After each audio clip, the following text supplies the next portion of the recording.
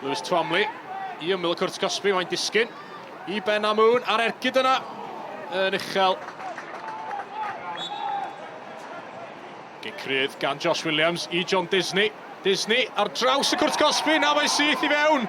Gan John Disney, a Cei Connah ar y blaen. Y bas gan Josh Williams i Disney. A Disney'n edrych fel bod o'n siapio i groesi, ond y croesiad yn cyrraedd cefn y rwyd. Josh Williams allan, a troi yn Harrington. Harrington yn trio curo Joe Evans. A'r croesiad. Dal yno. A'r ergyd gan Callum Bradley ar bediad da gan Ashley Morris. A mae yno yn y diwedd. Dwy ddim. Mike Wild yn gorffen y cyfle. A da ni ond i chwarae rhyw gwarter awr yma ym Mhenebont. Ond mae Cei Connah wedi dyblu i mantais. Danny Holmes ar tafliad yn ôl i Ryan Harrington. Harrington yn codi hwnna. A Wild ar peniad ymlaen.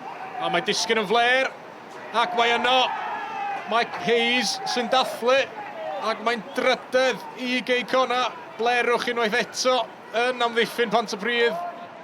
Joe Woodywys i Joe Hunt. A Hunt dan bwyso rwan. Dave Vincent.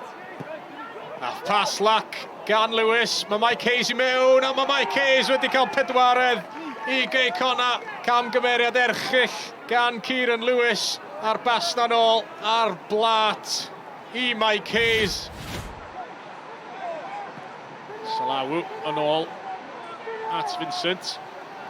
Pass lac gan Vincent, mae'n Wild wedi rhoi hi Mike Hayes. Hayes yn gweld Cryson y cwrt Cosby ac mae'n hawdd i Callum Morris.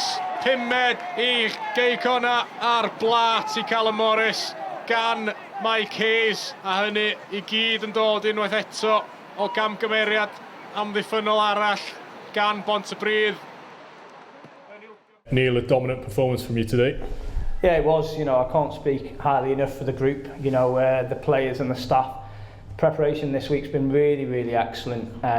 Obviously, waiting until the Sunday to play and travelling down on, you know, bonfire night. You know, players coming away from their families to stay overnight in a hotel, and ultimately they've got what they deserve today because it was a thoroughly professional performance, and we were on it right from the very start. Andrew, a tough result for you to take today.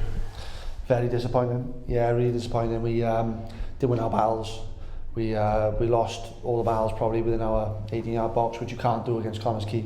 And give them credit, they were very clinical.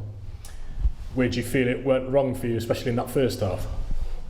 Those moments, really. I thought we started the game really well. I thought we were the better side. We give away a free kick, edge of the box. We don't sort of get that detail right, and we can see 1-0. And like we just spoke to the players then, we just lost moments then. We lost battles, and you can't do that against Connah's Quay. So that's where we lost the game today. Talk us through that goal you scored early on. It looked like a cross. Yeah, I'll take it as a shot.